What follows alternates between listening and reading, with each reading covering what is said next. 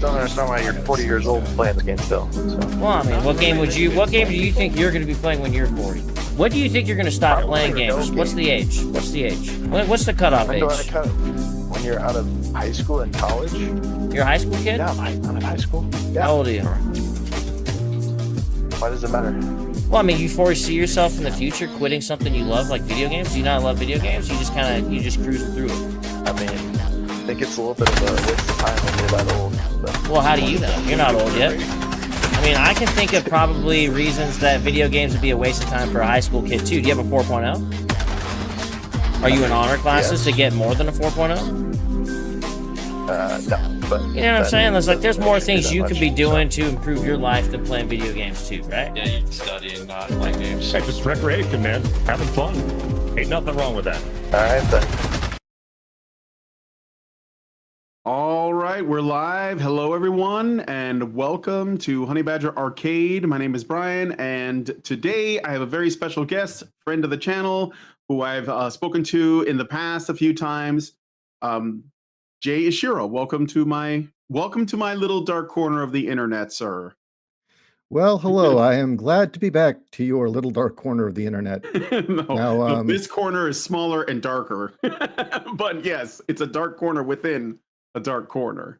Nothing horrible or unseemly is going to happen here, like in back alleys or anything, right? Well, not in back alleys, but certainly possibly in terms of like where our topics could go. I made this channel because I care deeply about the direction of our culture and specifically about things like the importance of beauty and how beauty is actually truth. And when we look around us, all of this ugliness that we see in our media and our stories, it is, in my opinion, intended to disenchant everything, demoralize us, and then normalize that by, sort of placing us in that place. And when I talked to you before, it was a while back, and I was talking to you on the main channel that I work at, Honey Badger Radio, and you talked about a book that you had come out with called Boobs of Steel. And you guys were nice enough to give me a PDF copy of it so I could review it. And I have read your book, and I brought you on the show to talk about it. So that's why you're here. And I want you guys to know, let me show this off to people really quick. They can pick up Boobs of Steel on Amazon. Do you have any other places where you're putting, because some people don't want to give Amazon money. I don't know why, but is it available anywhere else, or is it just on Amazon? It's just on Amazon. And okay, I recommend, if you can, get the print version because it is full of beautiful graphics illustrations and it's got lots of images, lots of extra content that is not in the digital, strictly because the digital one does not have room for sidebars. So the book has numerous sidebars in it and various graphics to go along with it. Yes, right. The Kindle version, I think, is just like the text, right? Right. And I'll say for a book like this, where it really is about not just pop culture, but iconic imagery and archetypes in general, you need the visual. You really do. Yes. So let me read you guys a little bit of the sort of like, you can call it the elevator pitch for it. Lara Croft, Power Girl, Tifa Lockhart. They're three of the most loved and loathed characters in all of pop culture. Since the late 1990s, all three have also been favorite targets for outraged feminists and woke keyboard warriors who believe that a bountiful cup size is a crime against humanity.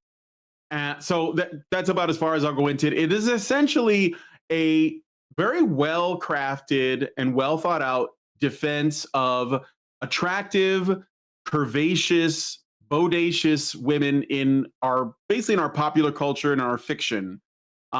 Is that like a fair way of describing your book? That's definitely a starting point. Good starting point for it. Really, the goal, I mean, the second and third book get a lot more into the culture war than the first one does. But when I was writing the book, I had originally intended it to be one book. But as I was getting everything together, I suddenly realized, you know what? I need to do at least a chapter on what I'm talking about so people have a point of reference. And that turned out being the first 2/3 of this book. And what I mean by that is I go through an entire history from pre civilization, Neolithic man, up to now, where the Amazonian archetype comes from, the symbolism and hardwiring behind the curves of a woman, what we see, what that brings to mind, and how that's embedded in our oldest myths. And they lived on all the way up to now. And that right now, what we're seeing, this whole idea of, I guess, trying to make sex interchangeable, the idea that we can all be drones, that the female form can be anything you say it is pretty much a deconstruction of nature itself. Mm-hmm. I mean, it's essentially trying to rip apart at least 500,000 years of evolution and say, okay, yeah, forget all that, wipe your brain of that stuff. Welcome to Marxism. And really, that was the one thing I didn't expect writing this, was how many times it always came back to Marxism or communism. I really didn't expect that. Really didn't, huh? Well, I mean, I I knew that get, it I was. could. Yeah, go ahead. Go ahead. I'm I sorry. knew that it was going to come back to feminism over and over again, but when I was writing about where the Amazonian archetype came from, and that basically all of our warrior woman archetypes started with her, and I talk about where she comes from, and then Mm-hmm. the evolution of that, and I get into the old pulp fiction stories, yeah, the pulp sci-fi and fantasy during the 30s to about the 1960s. I get into the movies that we all loved, and the 80s and 90s. There's an entire chapter on the movies of the 80s and how they affected things. Then Yes. I do another chapter on anime of the 80s and Yep. making the same point, showing it's not just in the West. No, no, of course not. Yeah, it's And universal. as Like I think you talk about Masamune Shiro, for yeah, example. Yeah. and I start talking about where all these came from. I start connecting the dots about how they all influenced each other and all lead back to this point, way, way, way back to like pre-Sumerian times. And that Hmm. this is hardwired into us. This is part of who we are. And the warrior woman is essentially what the subconscious sees when in the presence of an actual strong woman. And what I mean by that is the warrior woman walks the masculine path. She does all those things, but yet she's not just feminine, she's hyper feminine. She is the embodiment of feminine power. And that's what Mm-hmm. they're attacking when they go after these characters. That is what they're Yes. destroying. The other thing that I get into in the crash course, well, the chapters about the 80s, and we're talking about the various action movies and archetypes that come up, and talking about TV shows, and then getting into anime of the 80s. On the one part is a cultural history, and I mean, you get a lot of cultural history. And by the way, this book is not dry. It's a lot of fun to read. There's a real humor to it, a lot of sarcasm. This is not a textbook. But what I do by laying out this history is I don't just give you a context for a lot of this stuff. Um, I'm giving you a crash course in Jungian archetypes without the reader knowing it. Mm. And you really do get an education on how Jungian archetypes work, why they're important, why they're required for our storytelling. But I never outright say it. I'm talking about anime and 80s movies. Right. Yeah, and so let me start by asking. First of all, why did you decide to write a book like this? What made you want to do this? That's pissed off. What were you pissed off at? Like, what was the little bit of like what led you to the point of say, you know what, I'm gonna write something about this. I'm gonna like address X directly. Um, well, over and over and over again, I worked in the comics industry and I was seeing all of our heroines get destroyed. I mean, it was Around bad what enough. time? Around what time was this? Um, it you know, it started I mean, to. for you, when you started to notice it, because I know this has been going on for a while, but I I I saw it beforehand. I saw where things were going before it really kicked in, yeah. and that was around 2009 when Hollywood was taking over comics and deciding, okay, we own this now. And the whole Big Bang Theory crowd came in where to were sorry, you're a bunch of posers Ugh. who don't know fuck all. Yeah. Um, they brought their politics with them, and I saw where things were going and realized I need to get out of here. I need to start my own company or something, uh, because pretty soon comics are not going to be. There's not going to be any place for me in comics, the way Yeah. things are headed. So you Uh, worked in comics. Like, yeah, was there anything that you worked on that people would know? Catwoman. I Catwoman? yeah, Batman. Giant size 800. Yeah. So yeah, Wow. did that. You wrote them or? Oh, for that, Kat and I did illustration. Ah, I see. And, we were possibly on board to do Red Hood or, was it Manhunter? But then Jim Lee was promoted to, take over DC, and that was the end of that. Mm, They didn't want artists who did not draw like Jim Lee anymore. They had a right. house style after that. Yeah. I So could that go was on the a end of that. whole tirade on like how that period of artists, the thing that sort of like put Image on the map Mhm. was probably one of the worst things that happened to comics. But I could go on about that because I No, just I Hollywood was the just worst thing to ranted happen about to that. comics. Well, yeah, but that was like the start of the decline was like the whole Image Comics thing. I think that it was because well, I don't know if you want to get into this, but Nah, I felt you don't want to. not right now. Let's Okay, just, okay. Let's just let's like get yeah, on let's this just stuff. leave it alone. Yeah, let's just. You had So asked, anyway, you saw when did that. this start?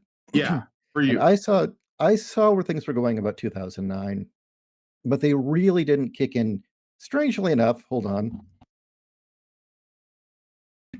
Gesundheit. Strangely, they didn't kick in until the Mayan prophecy was fulfilled, and 2012 the world ended apparently, and everyone went woke.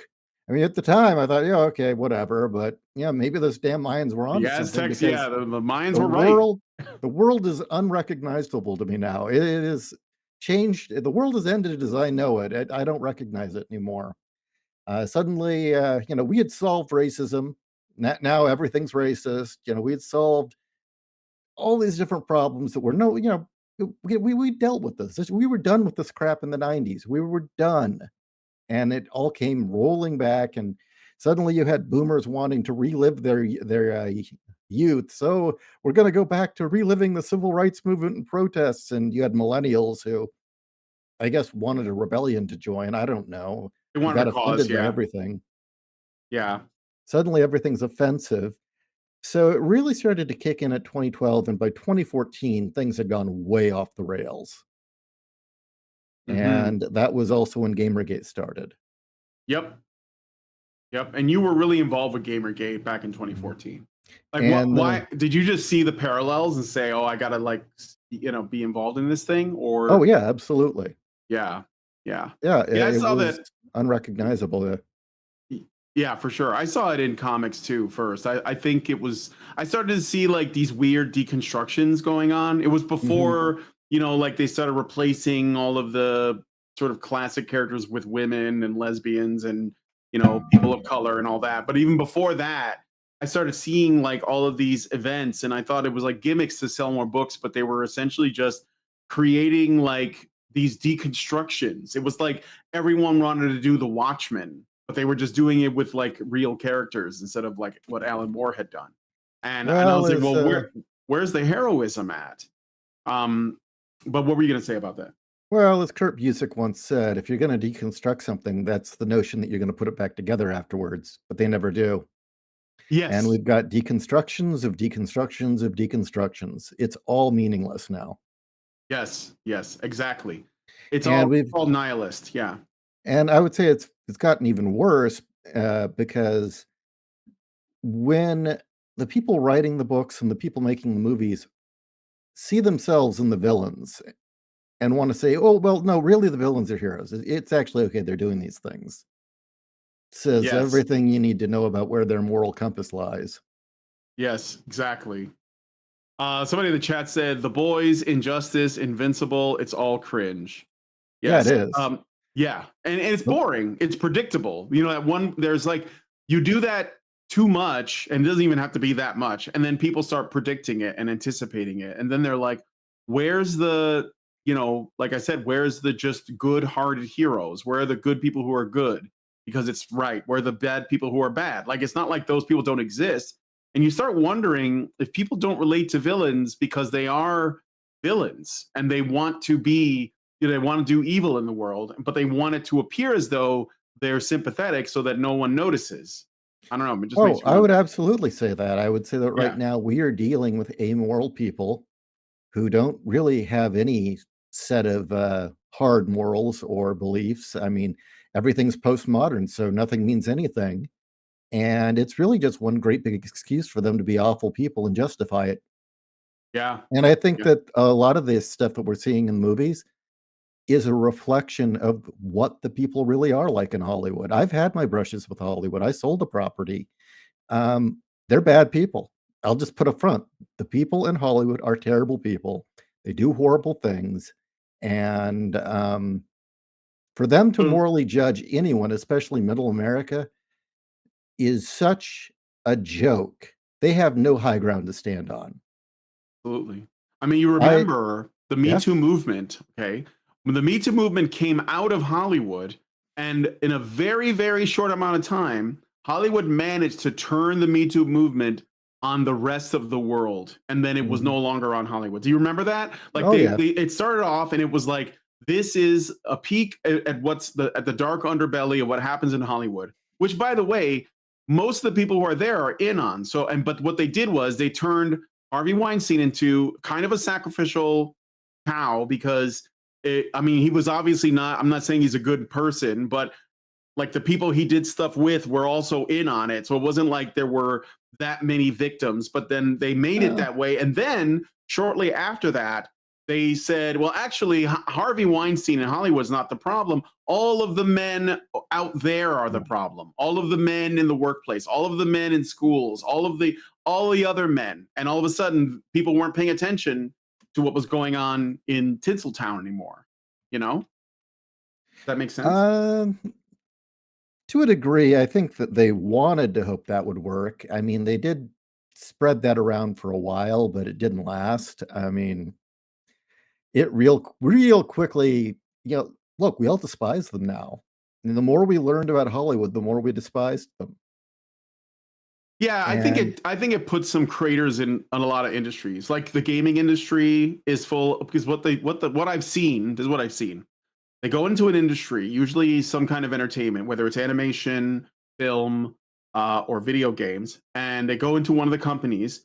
A bunch of women make allegations. They fire a bunch of Mhm. guys, and then a union steps in and gets puts women in those positions, and then those places get run by women, and then they run those places into the ground. That's in a very simplistic way. Like this is what happened in the animation industry.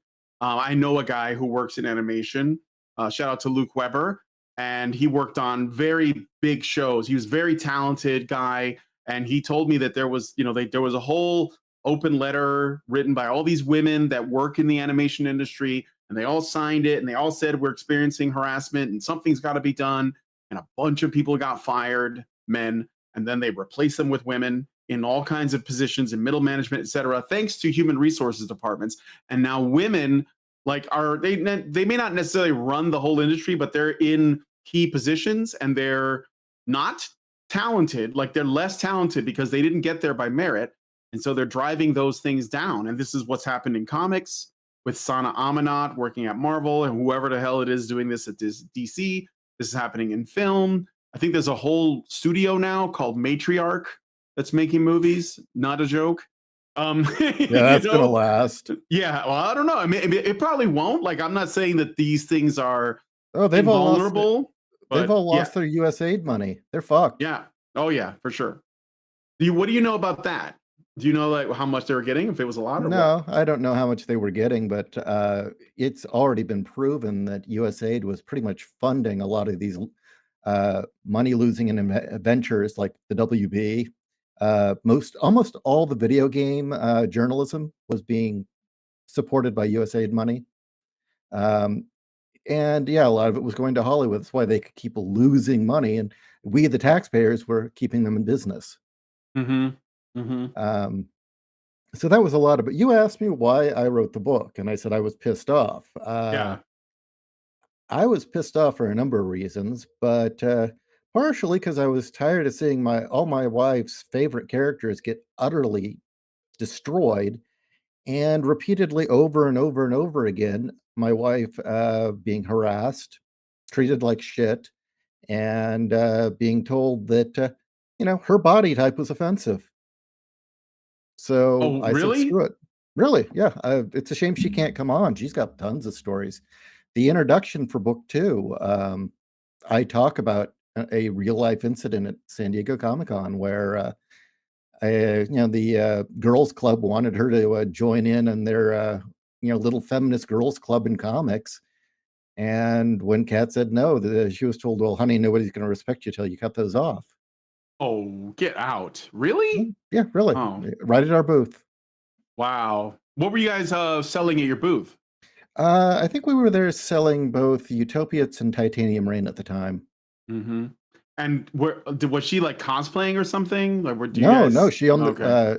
as far as Utopiates is concerned, she owned the company. Yeah. I created Okay. product, but 01 is her company. Mm-hmm. So Mm-hmm. it was her company she was in charge of. It was her booth. I was just there as the talent along with a few other people. Yeah. And the people who approached and said those things to Kat were they like, did they like run the con, or were they like part of some org or No, some it's the company? Whisper Network. It's the Ah, Tumblr tards that all went to Twitter afterwards. It's the same group of young women who decided to start the cosplay isn't consent thing, and all the other crap that just sucked all the joy out of conventions and comics. yeah. I Yeah. mean, a lot of that stuff that was implemented wasn't done by companies or anyone high up, but the screaming mob of idiots on line who decided they saw Big Bang Theory. Oh, they always loved superheroes, apparently, and always loved video games, apparently. Show up at a space we built for ourselves and took over. Yeah. Yeah, that's absolutely right. I mean, every time they say that, women have always been, you know what? No, no, they haven't. The women who were in comics were already there. All you other people who have come latelys who knew nothing about it. You have no love of the genre. And furthermore, when it should be inclusive, no, no. We built that fucking space, the comics industry, and especially the conventions. We built gaming, all these other communities we built, and Gen X especially, okay? We built those communities because we were the outcast males who wanted a place of our own to be yeah. free to indulge in our hobbies. It Well, wasn't yeah. because we didn't want women there, it was because we were told to go away. So we did.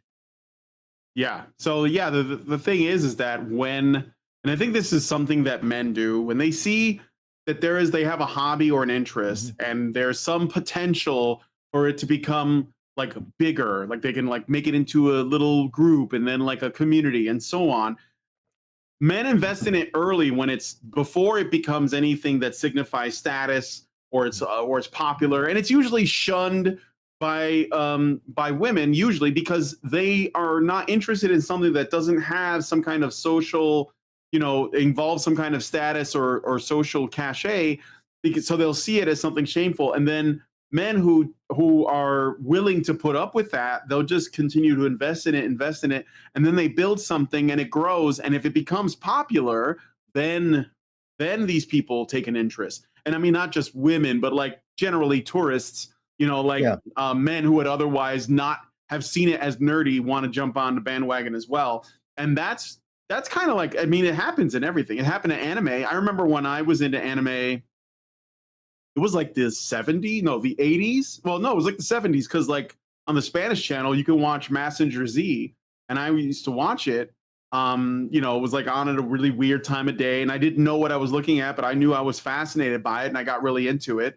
And then there was other things like you could watch back then, but most people weren't aware of it. When then in the let me say the late 80s, I knew a guy who was able, he was like Filipino, and he was able to access like bootlegs of stuff, and I was watching Dragon Ball Z and you know other animes before anybody even knew what they were, because it wasn't cool. And then when it became cool, now it's like I could do without. I don't want to know, you know. Yeah, No, it becomes cool. The tourists come in and say, "What are you doing here, nerd?" yeah, Says, "I exactly. built this place. Fuck off." Exactly. We build it And up, and then they jump in later, yeah, and then they start kicking people out after and they're demanding to funded be by included. Hollywood, and they're backed, Yeah. and they're funded by Hollywood, and they're backed by activist organizations like Now and the SPLC. It's all bullshit. It hmm really is all bullshit. And you know what? Our mistake is we were nice. We said, "Oh, there's room Yes. for everyone." No, you know what? In the future, Zoomers out there, when you do your own thing and you start your own cultures, you know, your subcultures, and the tourists show up, don't be inclusive. Don't be nice. Kick their asses out. Either they earn their way in or they don't belong. The money's Yeah. not worth it. And having females in the room really isn't worth it. You know, the women who earn their place in your community belong there. The rest are just going to fuck it up. Trust me. Yeah. Exactly. So I got a Rumble rant. Thank you, Mr. 0303, for $5. And he said, I really appreciate Mr. Ishiro's work. Boobs of Steel was really focused and based. I look forward to the sequels. His two Arkham graphic novels were the most Lovecraftian thing since, well, Lovecraft. Well, Thank that's you. cool. Yeah, Thank you you. do. I do have Castle Arkham. Is that what he's talking about in Case reference file to? Arkham 1 and 2. I'm sorry, Case File Arkham. You can also get that on Amazon. And I hear it's pretty popular. Unfortunately, your artist is no longer working, so The artist succumbed to TDS, Oh and no. pretty Oh much god. when I said I didn't support what BLM was doing, burning down neighborhoods, that was the end of it. Oh, dude, that sucks. Yeah, You know, I lost some friends for that too, and I mean, guys I've known for decades. They are just convinced. I don't know. Yeah, TDS is a hell of a thing. It's worse than COVID. that was the death knell. Actually, that was Yeah. what really broke it. Mm-hmm. We were able to survive and actually do quite well in our own little, you know, corner of the publishing world until 2016, and the purge came, and they went full on nuts. And we're still recovering. I mean, look what they did to the comics. But yeah, I wrote the book. Book 2 should have come out at the end of last year. Two developments prevented that, and I do apologize to the audience for Boobs of Steel not arriving on time. A huge chunk of it's written. Reason one, I cover video games, and the story just kept changing. And I don't mean story came different. More and more information just kept flooding out about what was happening. And it was like, I got to keep the book current. But doing that, it's changing every week. And more details of why things are as they are. And I mean, it's slowed down quite a bit, but it's still happening. We still haven't Yeah. gotten the full story of just how bad the game industry was propagandized. The other reason is I was covering comics and how the fall of comics. Mm-hmm. And honestly, I would say about 2/3 in, it was too close to home. I started taking it too personally because I was there for a lot of the stuff. A Yeah. lot of the incidents I was writing about, I was present for. And going back and seeing all the lies and all the stuff that was said, all the false claims, and reviewing that and going in back and seeing this industry I was a part of just get utterly dismantled. And, Mm-hmm. you know, I don't think it's ever going to come back, honestly. I think Marvel and DC are probably dead. It's going to be something new. Something will fill its place. It's probably developing right now. Yeah, I think to be I just want to shine a little bit of optimism on it. It is very unfortunate that Marvel and DC are dying, and lots of other like very well known iconic characters and stories and titles from the comic book industry. But I think that on the plus side, I'm hopeful, and I think this is happening. A lot of people are making new content, because now we have the internet, and anybody, like, we are the media, as I like to say, we are now the media, and we can make our own stuff. Now, what I'm hoping for is that the cream will rise to the top. Some of the what I want is, because what I've seen from Comicsgate, and I support Comicsgate, I do 100%. But a lot of what I see from Comicsgate is a bit derivative, and I want people to like really try to stand out. Like back in in the time of like the Silver Age of comics, and even the Golden Age, people were doing things that maybe they were never. It's not that they were never done before, but they were taking something that symbolically is very old and putting a modern spin on it. Like, you could argue that. Go ahead. What were you going to say? I will say that Comicsgate in the beginning was a great movement. I was involved in it. We had started to build a community. People were helping each other out. It had a really good energy to it. There were numerous times that I just stopped and I'd help people that were new to comics, give them lessons on, okay, this is things you need to know, how to do lettering correctly, how to do speech bubbles. And, people in return would do the same for me. But somewhere along the line, it turned into personalities and blood sports and controversy and just those infighting. Yeah, the infighting. And that's what it started to be about. And you can say, a lot of the stuff in Comicsgate, the problem is that it's too derivative. Here's the thing. Case File Arkham 2 was a Comicsgate book that was promoted. Now, everyone was complaining that the Comicsgate books were too expensive. That you were paying, what, $40 for a 24-page comic book? And they were complaining that nothing was ever delivered on time. Case File Arkham 2 was almost 150 pages, costed $20, and was delivered on time. Completely unique. Nothing like it on the shelves. People love it, but got no attention. Yeah. The Comicsgate crowd, even though it was a Comicsgate, zero promotion, zero give a damn. Umbrella Band covered it, and that was about it. So, Comicsgate is its own worst enemy.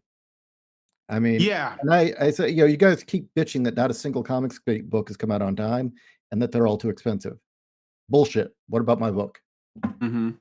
So really, Comicsgate didn't have the, I don't know, there was a better cohesion, and it's not like Gamergate that actually achieved something.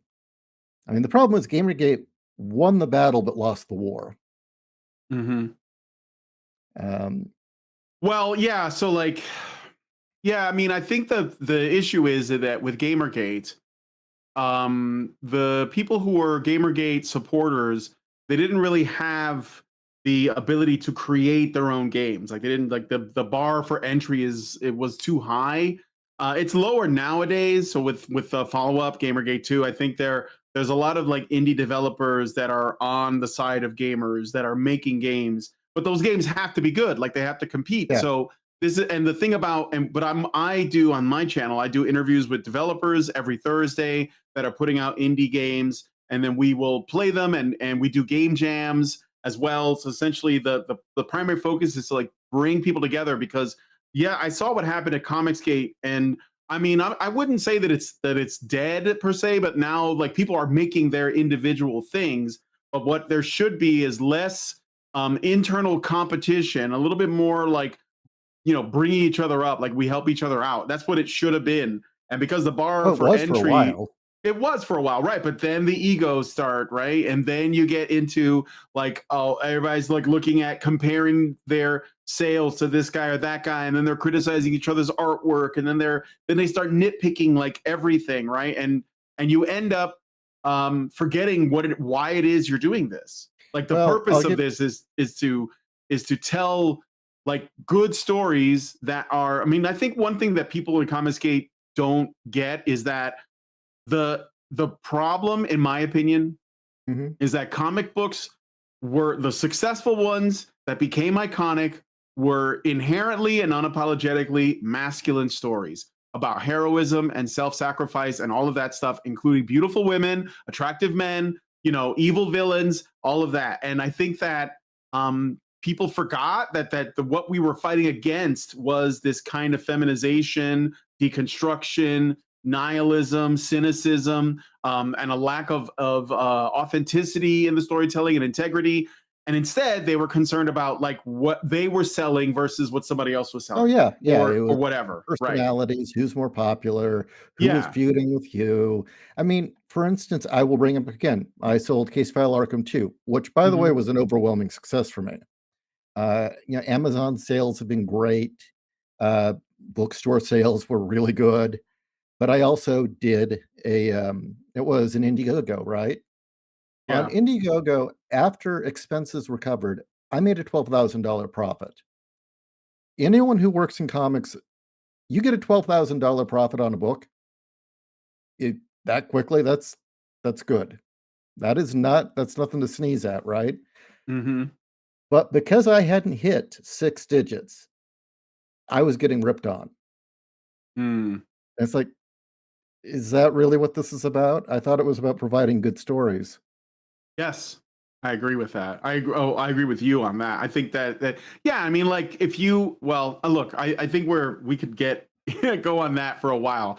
I agree with you. I'll just say that. I think that telling the best stories is the most important thing. This is what people crave. Like I saw recently, like there was a lot of people asking why young men and boys are not reading books anymore. Like because books suck. Yeah, because because our literature sucks.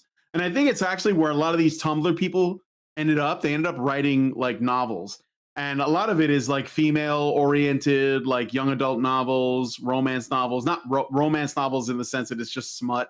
Not that has to be what romance is, but that's just what they're putting out. Yeah. It's worse than that, okay? Sci-fi was hijacked by romance writers and wannabe fanfic romance writers. So, sci-fi's now, if you type in sci-fi, half the books you're going to get are stuff like My Alien Warlord's Secret Baby type stories or crap like that. The other problem is the industry itself was skewing that way purposely. I was at a talk once where a bunch of indie writers were talking about their books, and one of the guys there had written a book. His son was the protagonist, and it was a kid's book, and it was this story where the protagonist has his son's name, was going on this kind of classic kids adventure, right? And he said that he sold it, but that the requirement was that they change the protagonist to a female, and he went with the deal. And so I ripped on him for it publicly, but yeah. I didn't care. That's what happened to Star Wars. That's what happened to so many things. They were literally like, we'll do this, but we got to put a girl in there, put a chick in her, make her lame and gay. Yeah. It was worse. It was he wrote it for his son. So I would obviously when you had to choose between loyalty to your son or your book deal, you sold him out. What a dad. What? That is terrible. That is terrible. Okay, boomer. So the book is called Boobs of Steel, Decoding the Amazon. So this first book was all about the Amazon. Tell us a little bit about what the Amazon archetype is and some examples that you used in your book. Unless it's a spoiler and you think people should buy the book. Amazon is an outgrowth of the goddess of the hunt, which goes all the way back to Neolithic days when she probably didn't even have a name. And as over time this archetype evolved, there was Inanna, They're Ishtar. You go down the list. These archetypes keep popping up. Athena, Diana, Mm-hmm. and these stories of Amazon warriors started popping up. We get the Valkyries, but really, it all started from that one strain in the West, at least, of the Mm-hmm. story of the Amazon caught on, and it was ingrained in us all the way back to when guys would go out and hunt. And one theory is that the goddess of the hunt was the goddess because you chased after her like a female. It was exciting and adventurous, but also thoroughly dangerous and deadly. And someone was going to die. And those primal ideas got mixed up. I mean, when you look at Ishtar or Inara, Inanna, I mean, those goddesses, she's the goddess of war, love, sex, destruction, and fertility. All those mixed up into one character, huh? And that never went away. That archetype has always been there and is critical to us as a culture. It serves a purpose. I Yeah. couldn't thoroughly say what purpose it serves, but it is required. It's in our psychological makeup. It's hardwired. Mm-hmm. But over time, we kept seeing that archetype show up over and over again. And I trace it all the way up to the modern era, showing these characters repeatedly showing up. But what is important about these characters is they're exceptional women. They're exceptional. They're above and beyond the average. They go out and do adventurous things. They often run right alongside the men, but they never sacrifice their femininity. And that is what we're missing. Anytime you have a character sacrifice her femininity, and I bring the examples up, She-Hulk. Mm-hmm. They made She-Hulk more From monstrous. the television show version of She-Hulk. No, I'm talking I mean, about like later in the later comics where she was more like they made her Hulk more Hulk. monstrous than the Hulk. Yeah. That just makes her funny. It makes her a tragic wannabe male. You remove Wonder Woman's femininity and make her buff and masculine. She's just an icon of war. She's no longer the ambassador of peace. She no longer has the nurturing hand. Lara Croft, you remove her femininity, she's a bratty little girl. Mm-hmm. So in each case, that femininity is important to the character. Those boobs and those curves are inherently required. And when people say, my comic, we're portraying Wonder Woman in the way she was intended, a far more feminist way. Bullshit. Wonder Woman in the notes created by Marston flat out has her freaking measurements in there as critical to the character. And it's because he understood Jungian archetypes. He knew that had to be there. And he had said that she should ideally look like one of the Vargas pinup girls. Right. And that feminine side was critical to the character. And he said, you needed a counterbalance to all these very powerful masculine figures in comics.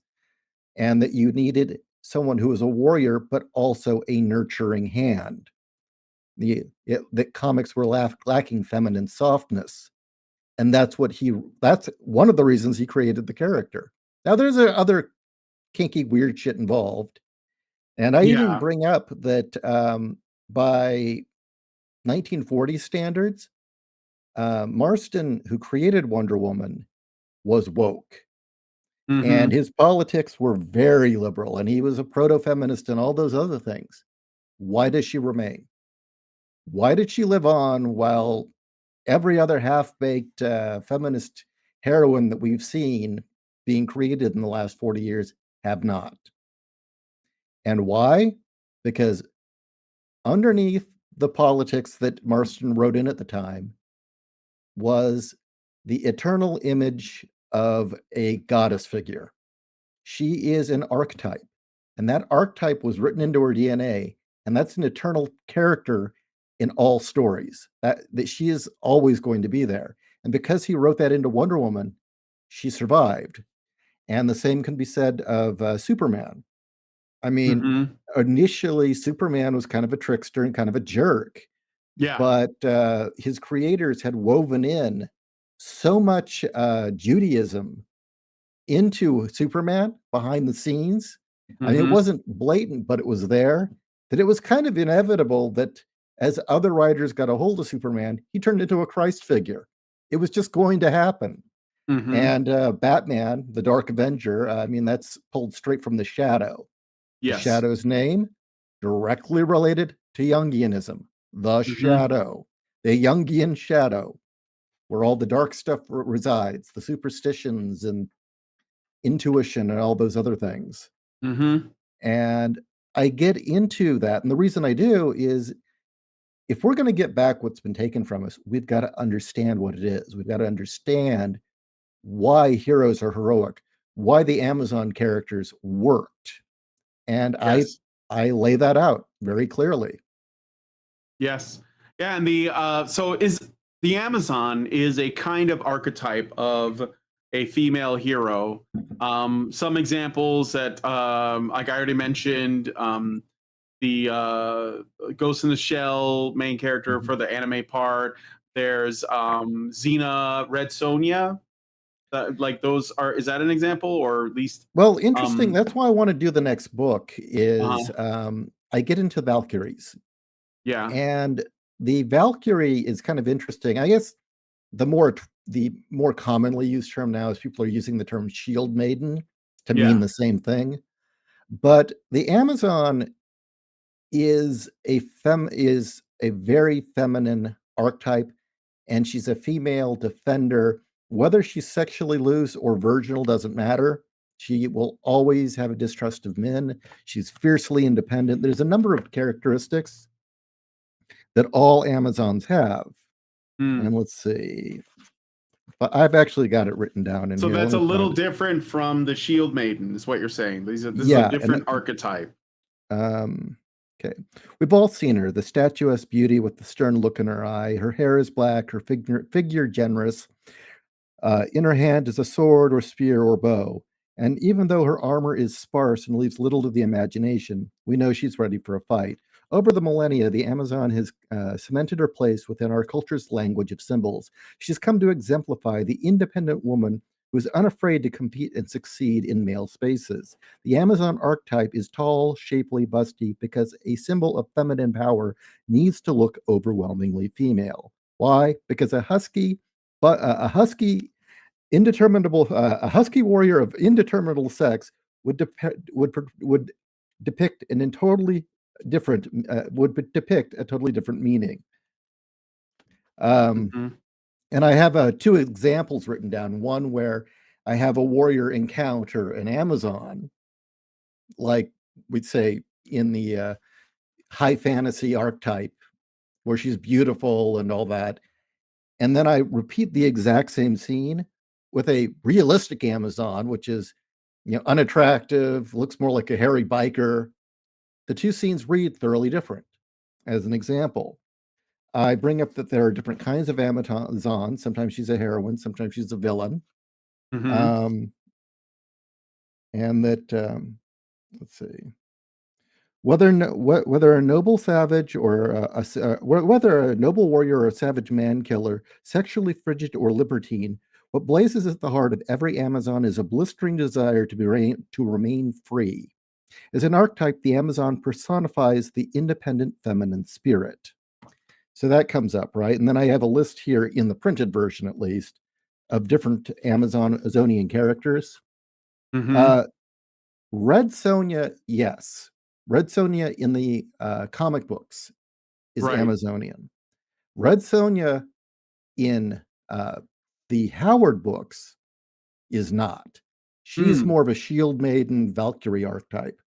Tasha Yar, 7 of 9, Jun Hono, Pris Aragari, from Bubblegum Bubblegum Crisis. Yeah. Aaron's Son. These are all Amazons. And those are traditional Amazons. There's the noble Amazon, Wonder Woman, Xena, She-Ra. She-Ra. She-Ra. Jor-El of Jory, and then there are dark Amazons who can be heroic, but let's just say that they're renegade archetypes.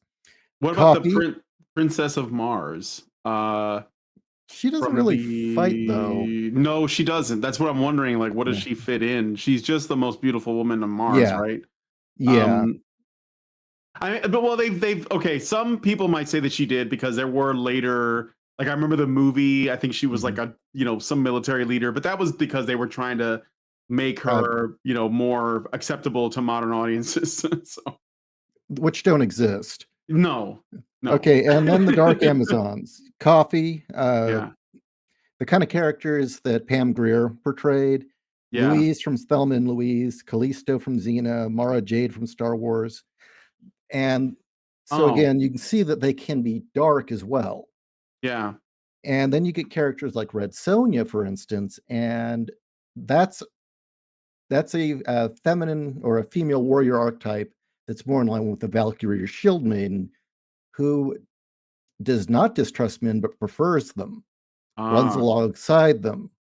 So like Valeria from the first Conan movie. Oh yeah, absolutely. Yeah. Absolutely, Valeria. And the second book, I was going to get into that a lot more. Oh, that's interesting. I like that. So And I was gonna talk Sophia from about- Soul Calibur. Anybody? No. You really have a personality. It was a fighting game. I get into the bad girl archetype is another one, like Lara Croft. And then the femme fatale. So those are all archetypes I still want to tackle. Yeah. And again, because we need to know what we lost. People need to understand why these characters existed, how they function in story, and how we can bring them back. Yeah. Yeah, for sure. So then, okay, for people who might not know that are watching this, we have lost those things. And I think all of the ones you mentioned, the femme fatale, the shield maiden, the bad girl, the, or the sort of dark Amazon, the Amazon. What has replaced it? There are still women in media. So what is in its place? How would you describe that? Boss girl or girl boss. Girl boss. Yeah. Brown hair, no real curves to speak of, no real personality to speak of, other than she's good at everything and better than you. No story arc, no hero's journey. She's already great. Yeah. Not appealing to men, not intended to be, at least, right? Yeah, and not appealing to men, and doesn't need no man. No character arc whatsoever. No struggle, no humanity. No softness. Yeah, really, it's an idea. It's not even really a fully formed character. It's pretty much an ideology on the screen. And the boss, girl boss, is just as empty and flat and boring as the ideology that created her. And one thing I want to bring up is, with the culture war, it's always been said that the left owns the culture. That they had won the culture war, that they had informed culture for decades, which is true. And they were allowed to spread a myth that really needs to be cracked. And it started. We always hear about seduction of the innocent. The whole thing where comics almost ran out of business in 1954 by Frederick Wortham. Yes. And all my life, he had been portrayed to me as a conservative Christian Bible thumper who didn't like comics. That is always how he was portrayed. Republican, compared to Joe McCarthy. Did my research. Guess what? He was none of these things. He was a devout Jew. He was from Germany, and he was a communist. And he was very far left, even named his clinic after Marx's son. And he used the exact same arguments that the feminists used today to ban comics and movies and pretty much run all these characters out of town. He claimed that, girls would get eating disorders because of these characters. He said that, it would make young people violent, it would get all that stuff, the exact same arguments. Yes. And yeah, what do you know? Yeah, he was effectively a progressive of his time. Right. Well, no, And he was an avowed communist, really, but no, yeah. Well, that's what progressives. yeah, That's what communists progressive. call themselves today as progressives. But yes. And so there's that. But then, we always had this idea that it was the Bible thumpers who got rid of, tried to get rid of video games, that it was the Bible thumpers who tried to ban music. You know what? They screamed and yelled a lot. They did. The Christian conservative right made a lot of noise and a lot of to do about that stuff. But did they actually do anything other than yell about it? Say that it had to be stopped, that people needed to raise their kids and not expose them to such filth. Did they actually do anything? Well, it was Tipper Gore, Al Gore, Vice President, Democrat, who got stickers stuck on records. Rap music records, Yeah. yeah, to explicit And tried to lyrics. get rid of heavy metal. Yeah. Mm-hmm. And GTA almost was banned and has to be sold under glass because of Hillary Clinton. So this idea that Democrats are defenders of our right to indulge in culture, enjoy things, free speech, bullshit. It's all bullshit. And always has been. I think you're right about that. I think the even the satanic panic around Dungeons and Dragons, that was it was artificial, set up by the media. Yes, Right. I mean conservatives reacted to it, but they didn't problematize it initially. It came out They didn't of create it. Yeah. Yeah, they didn't create it. It came out of the media. It came out of that Tom Hanks movie, Mazes and Monsters. Hollywood's Yeah. always been pretty, essentially it always felt as though it was the driving engine of change. And so they would, yeah. go ahead. Another one I'll give you is that the attacks on Barbie and beauty contests and beauty Yeah. in general all came out of New York, all came out of hard-leaning communist feminists. Mhm. Betty Friedan was a communist, and she had just rebranded it as feminism. Same thing with Yes. Steinem. Yes. Also Jewish. I wasn't going to say that, but that is true. I hate No, to say no, this it's is that- vicious. Look, This is I'm on actually one Rumble of the too. most. I'm on Rumble is- too. So This is one of the most uncomfortable things I found writing it.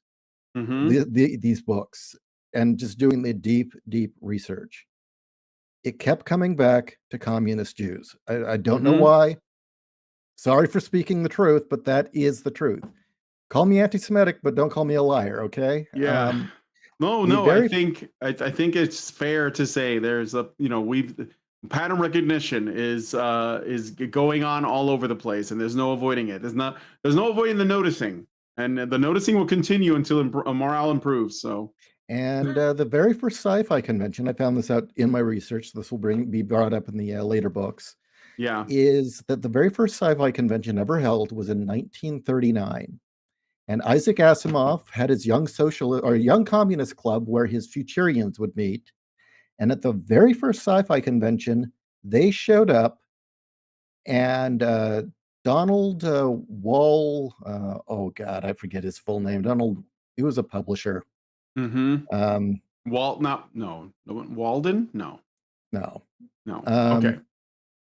But they had a statement, and he got up and read it, and it was basically, these stories shouldn't be here to entertain and give adventures, but further the communist message and create a top-down rule technocracy of communism. And that, we need to look beyond just writing stories and start changing the world with fiction. And, the thing is, from day one, the commies were trying to screw it up. The only difference is in 1939, there were enough people who knew better. And you know what they did? They chucked his ass out of there. They were kicked out. Now, later, as Asimov and his crowd got more influential, they actually ran the pulp writers out of town. The only one they couldn't get rid of was Heinlein. And that's because Heinlein was just he was, and Heinlein was a libertarian. Yeah, extreme libertarian, right? Yeah, And, the author of Starship Troopers. He was actually at one point Clark had talked shit about him and was so scared of Heinlein kicking his ass, they were never in the same room again. Also, Yeah. it's amazing that these commies all keep turning out to be either pedos or sex offenders. Yep. Clark, Asimov, but yeah, Yeah, no, go ahead. Clark. So Arthur C. Clarke, you mean? yeah. Isaac Asimov?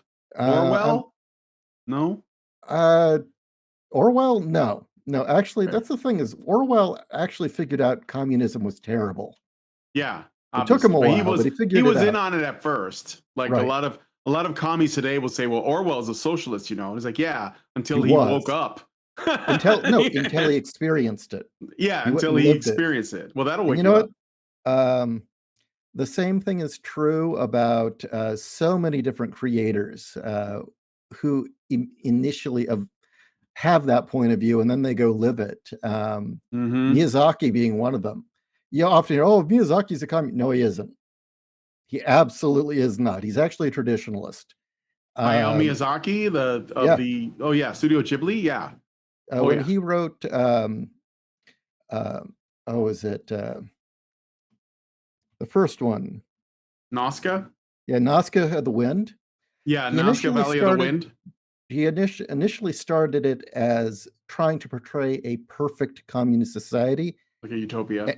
And to his credit, in writing it, he realized this is broken.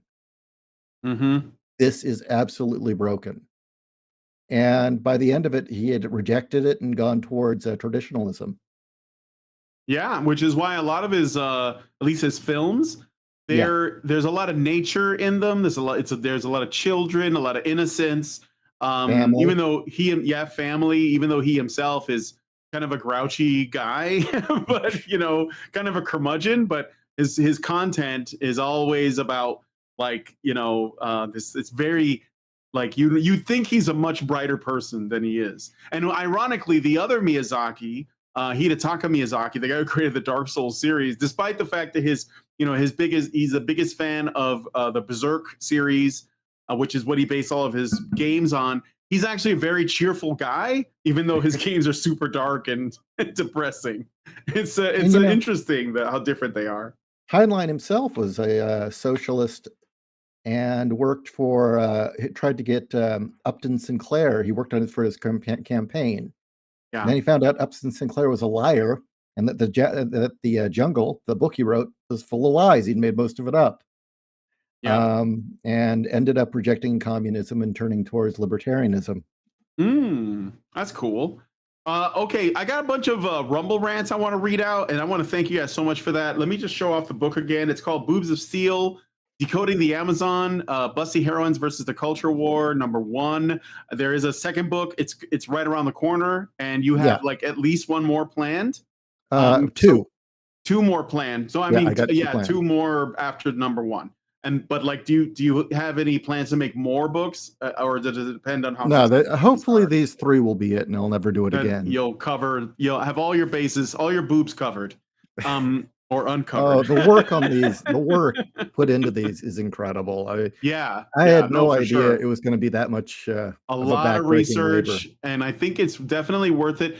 Get the paperback if you can, guys, because physical media is being sort of like attacked. I think it's like being disintegrated. I've noticed that everything is going digital now, and I think that's I still have like a wall of DVDs and Blu-ray discs. I try to hold on to every physical copy of a game that I can. So if you can, get the book, get a physical book. That way they can never take it away from you. They can't edit it in post, and you'll have it. So just something to consider. Anyway, let me look at these these Rumble rants. So Xeranx gave us one. He's like a 3-parter.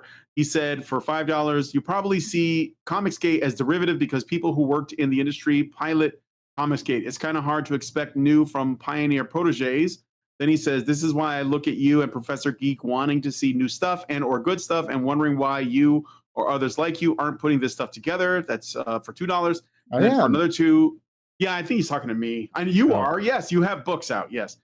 Please understand, I'm not trying to slight anyone. You're actually doing what I greatly approve of with the game jams. Try to get new stuff out instead of crapping on what sucks for $2. Yeah, I get that. I think that it's important to point out what is wrong in the culture, but also have something to offer, which is what I try to do. This is why I help the Game Jam guys out. Those guys are geniuses. They know how to make video games. That's why I do the interviews with people like Jay Ishiro here, who wrote books, and Dave Cullen, who I talked to last week, who wrote a book. And I try to like talk to more people. I'm hoping to get more creatives on to talk about that stuff. And as far as like the derivative thing, it's not just Comicsgate. I think it's just like all of our media is derivative. That's why is Hollywood pumping out nothing but sequels and remakes and prequels, because they got nothing.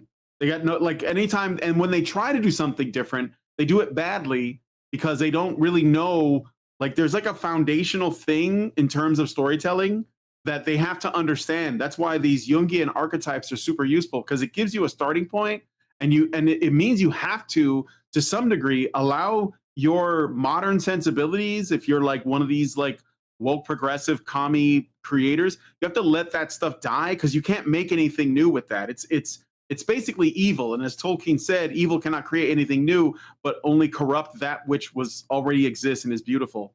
But anyway, Xeranx gives another $2. Last message. He says, by the way, I have that book in my Amazon wish list. I'll purchase it now. Talking about your book, Boobs of Steel. Yeah, definitely. Thank you. Thank you, Xeranx, for the support. Xeranx, if you like Boobs of Steel or you want comics, check out my Case File Arkham series, or maybe World War Kaiju or Utopia. So those are all graphic novels. They're very affordable, and those are by me as well. But they're graphic novels. Check those out. Definitely. I love Lovecraft stuff. I've been getting into it recently, particularly like I have like a couple of board games. I used to love playing board games, but I don't really have any friends here now that I've moved to Virginia. Oh, that's too bad. Yeah, I know. Like, but back when I was living in Chicago before it was burned down, I used to have friends over and we play board games. So, but yeah, I've also been interested in a couple of Lovecraftian video games that I might like play in October for my jam, just show off like kind of indie ones. So anyway, thank you. By the way, the board games you had, were those what is it? There was Call of Cthulhu, I think, was one, but I don't own that one. The one I have is called Eldritch Horror, which is Eldritch Horror is what it's called. And I also have Bloodborne, which is a board game based on the video game of the same name. And there's a Mansion of Madness, I think it's called. Those are the ones that I have.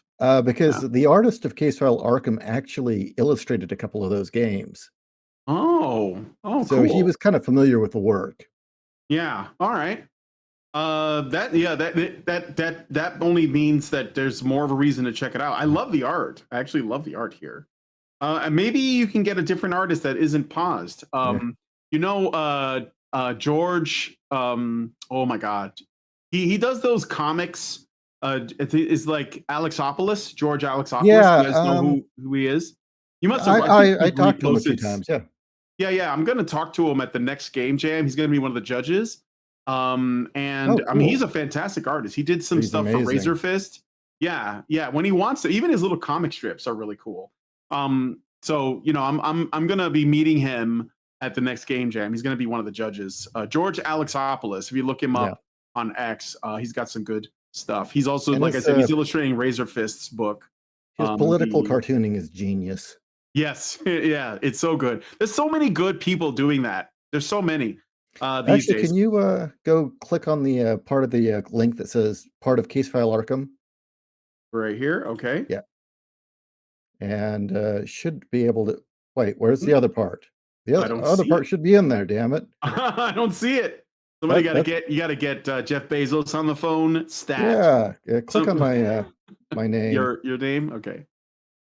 There it is. One? Yeah, that's the other book. See, there's two Weird. of them. Yeah, okay. Her blood runs cold. Yeah, it's great. I love this kind of storytelling too.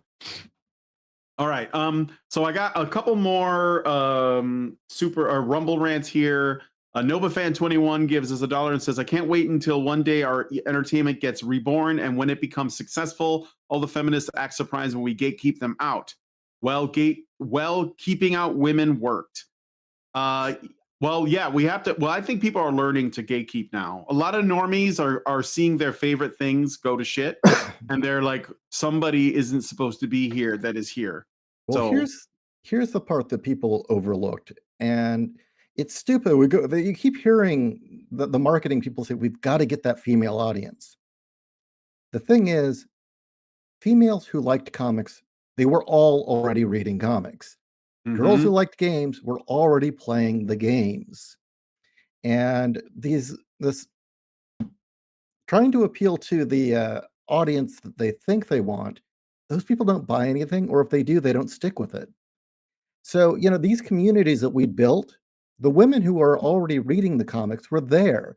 And as far as creating, those women earned their place. They weren't, affirmative actioned in. So all the women that were already working were talented. Mhm. And once they started saying, well, we need females here, suddenly the quality went to crap because none of them earned their place. That's right. That's right. There's something in the Bible. Apostle Paul said something about women who join the church should stay in the back and learn before they start talking. Something like that. Paul was pretty based. Okay, so anyway, NovaFan21 gives $1 and says, I remember in the early to mid 2000s how the progressive cliches were creeping in, undermine tradition, and portray all traditions as dumb. And then for another $1, he says, even in the 2000s, there was the occasional girl boss who can save herself, and the traditional male hero that used to save the girl would always make a fool of himself. It always starts with small things, man. Small things that you allow, and then the next time they do a little bit more, and then you allow it because we live in a culture that sets tolerance as the highest virtue, and not like truth and beauty and aesthetics and tradition. It's And just right, tolerance, right? Yeah, and good. what is right and good. And so Um, it started with Homer Simpson. yeah, yeah, yeah. Well, if it weren't for Homer Simpson, we wouldn't get Peter Griffin, which was like because like Homer was they made him occasionally sympathetic or endearing because of his love for his kids, and that would occasionally you get a little bit of that because if they shit on him too much, then nobody would care what happens to him. Then people would lose interest. So they had to like occasionally make him, sympathetic or likable on occasion. With Peter Griffin, he just is written like a psychopath. Like he just does whatever, and it doesn't matter, and everyone just moves on. They have to pretend like nothing bad has happened, and they just move because they want to get through the episode, I guess. And I mean it's just like off the top of my head, like it's sort of how you get there. I remember a time where the father was like the wise king essentially of the family, and he had Mhm. like he had the best advice. He was helpful, and the mother had her place too. It wasn't like he was shitting on her, but he was positioned as at the top of the hierarchy essentially, and that would be like Leave It to Beaver or something, or even the Brady Bunch was like that. Even though that was really progressive for its time, and we're talking about two divorcees or widows or whatever that get together and they're raising each other's kids. Um, that was already kind of like out there for that time. Now it's trite, you know. Okay, so that's all of the Rumble rants. Thank you guys so much for that, and thank you for checking out the book, um, Charles in Charge. That's okay. Tony Danza, hey Angela. Um, was that no? Charles in Charge is the one with Scott Baio. I got that Yeah. mixed up for who's the boss is the one I was thinking of. Okay, sorry, those are all the same to me. Um, but anyway, so we were talking about gatekeeping a little while ago, and I got to wrap it up soonish because I have something else Okay. going on at 8. But I want to ask you. We can. I mean, if you want, I can have you back on. We can talk about other Sure. stuff. Sure. I'm fine with Anytime. that. Okay, cool.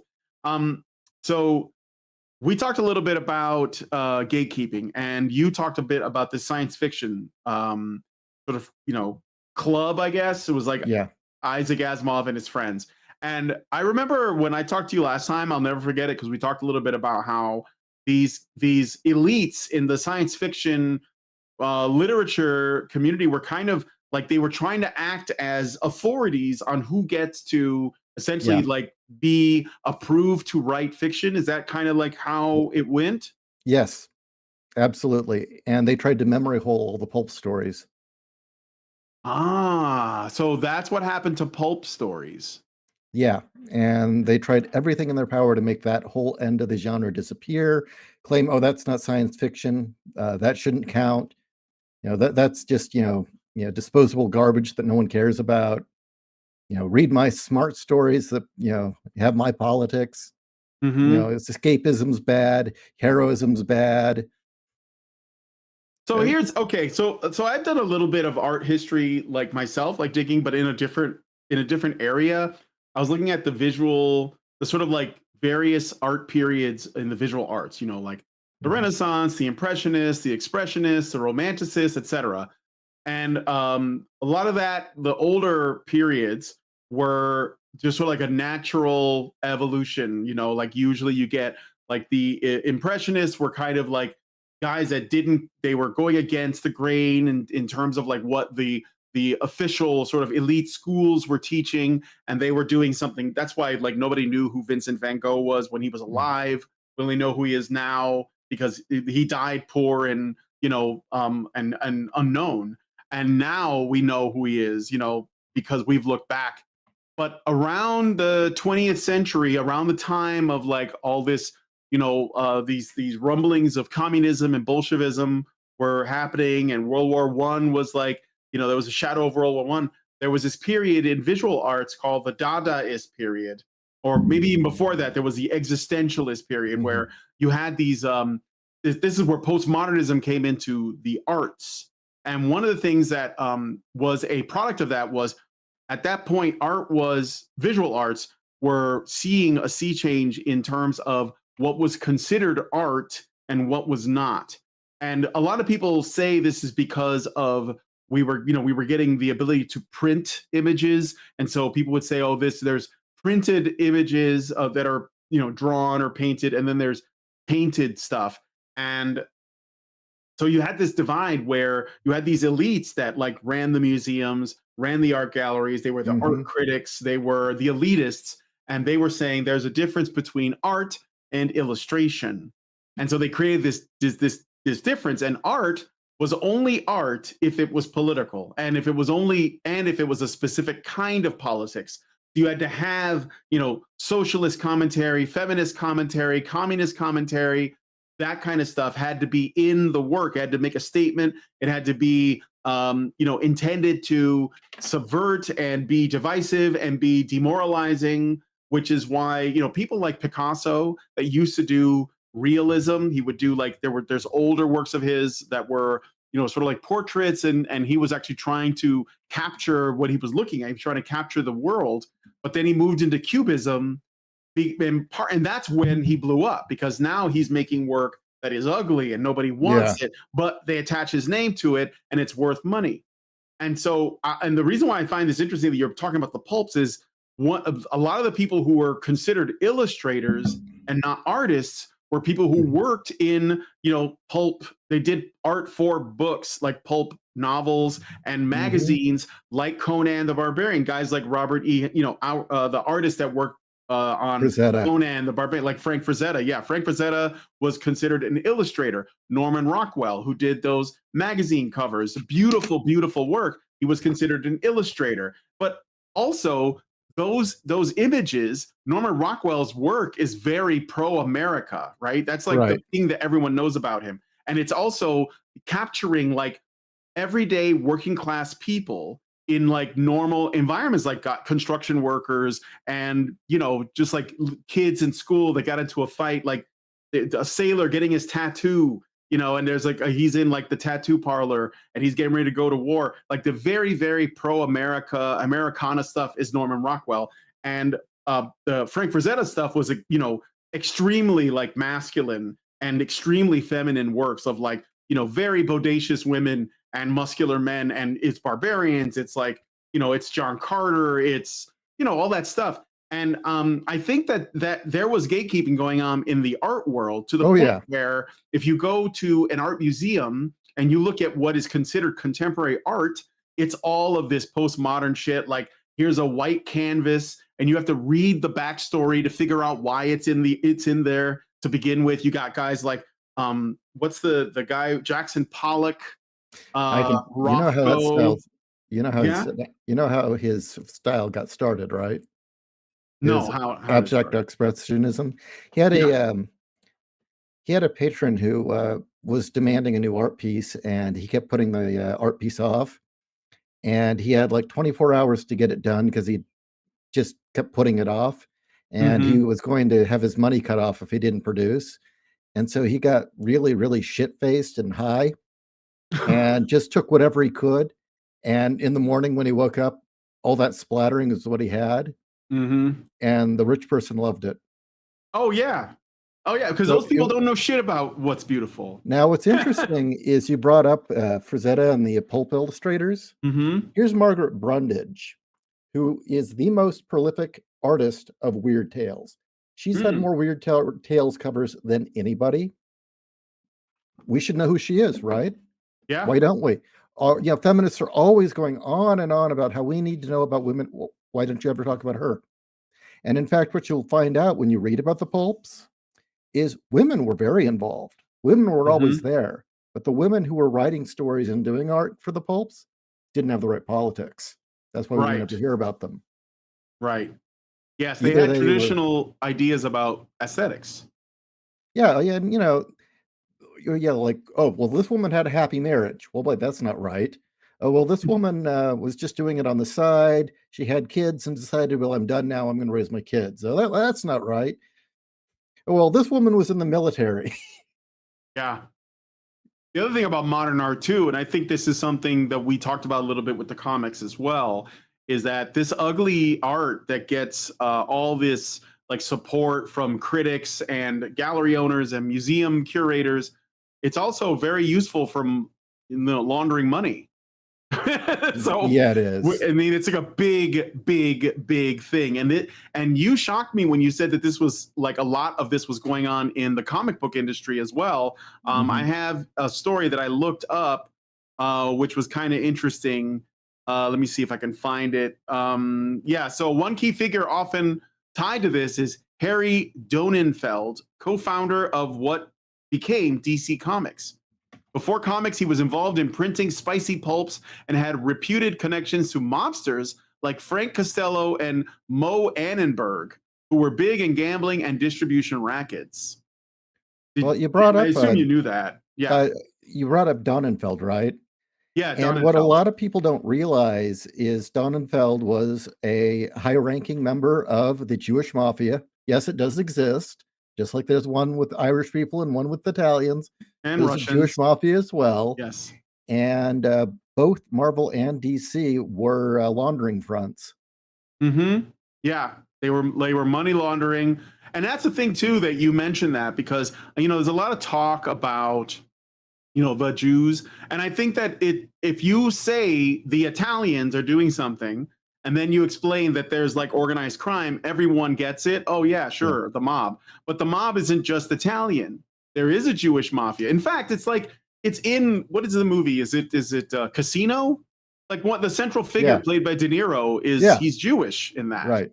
So like that's not like some crazy notion that we would say, oh yeah, it's organized crime. Like look at for example, Illinois, my home state of Illinois. The governor of Illinois is J.B. Pritzker. The Pritzker family they're totally like mobsters and they're Jews.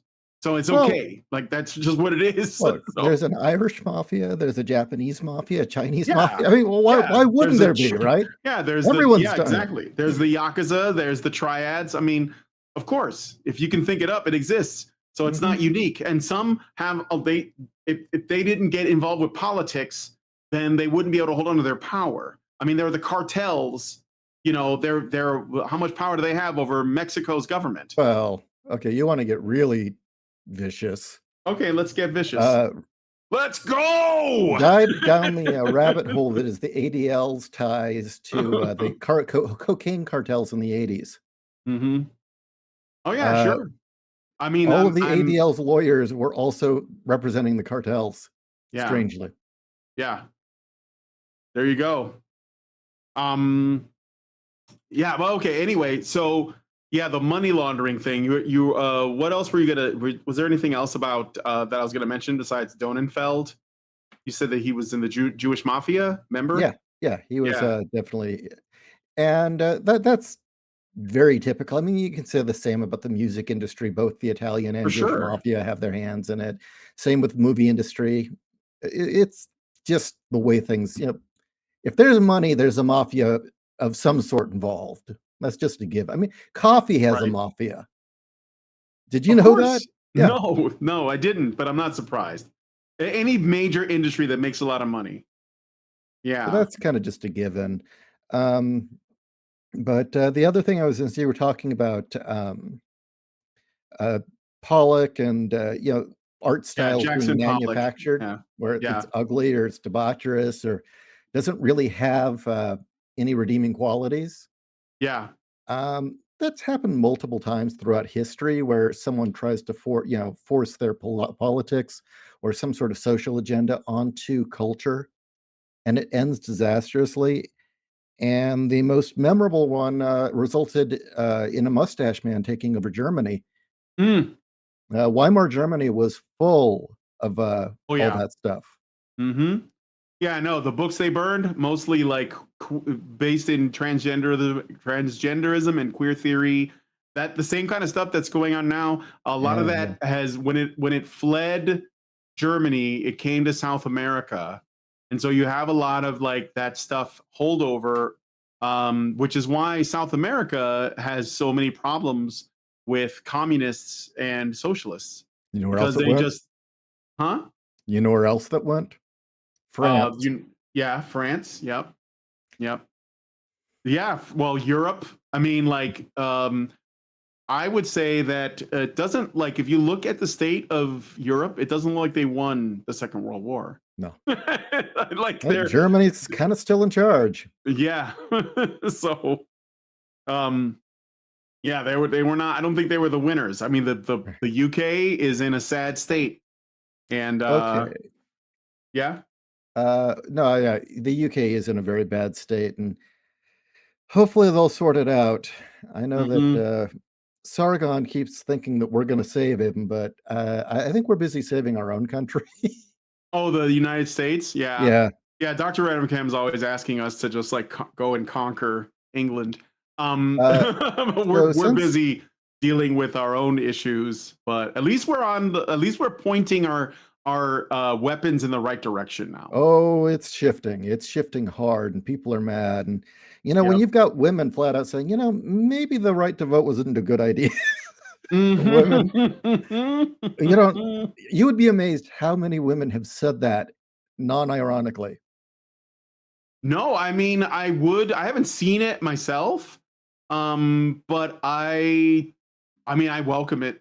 I Yep. welcome the conversation. We should be having it. That's all I will say. We should. I think universal suffrage is a mistake. Full stop. Anyways, Yeah. just like regardless, like Service my equals citizenship. yeah, yeah. I don't know if any of that's going to change. I know women who are really afraid of the Christian nationalist uprising, but Yeah. yeah, I don't think that's going to happen. Um, But anyway, I got to wrap it up here, Jay. But thanks for the conversation. It was really good. I really appreciate what you're doing, and I hope that Thank you you. sell some books. So I'm going to show it off one more time for you guys. It is called Boobs of Steel, and here it is on Amazon. If you could get the paperback, I think it's great.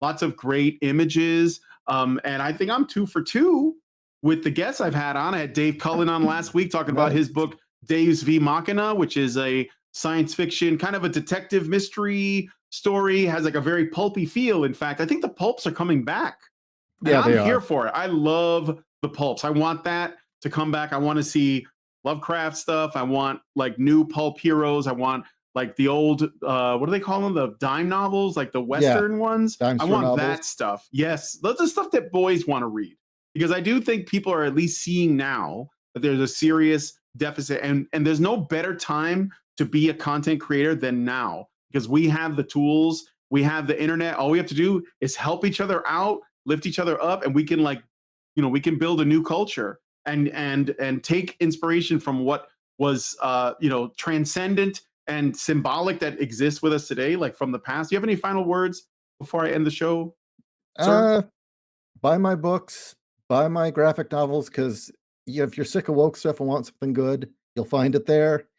I guess if you want to hear me talk with my friends and just rant, or hear my radio show, I've got the links sent to you. Yeah, send them to me and I'll put them in the description of the video. They're in the chat. Okay, cool. I will grab those and put them in. And yeah, thanks guys for coming on the show. If you like this video, please hit like, subscribe if you're not already subscribed. Hit the bell for notifications, leave me a comment, let me know what you guys think about what we talked about on the show today. And I want to thank Jay Ishiro once again for hanging out with me and you know, having this chat. I may have him on again sometime. And please, please, please share this video, because sharing is caring. Thank you guys so much for coming on this episode of me talking to people who are creating content. And I'll talk to you guys in the next one. Long live Vivian. With the glass ceiling broken, all the oppressed groups shall prosper, especially the most oppressed group of all, gamers. I want people in the industry to be a little bit louder about people being mean to other people, and maybe say it's not a good thing. Yeah. Maybe say we don't want you around if you're going to be a cunt. Yeah. And hateful. And that the games industry is diverse naturally. Not because anyone's making them be diverse, because the world is diverse, you stupid motherfucker. And if you have a problem with that, come fight me. Physically. Bitch. Has anyone taken you up on that yet? No, because they're all pussies. Yep. Down here, salt is a way of life. Obviously, the environment down here is all salt. The ceiling's salt, the floor is salt, the walls are salt, and to an extent, the air is salt. And you breathe that in, and you can constantly taste the salt.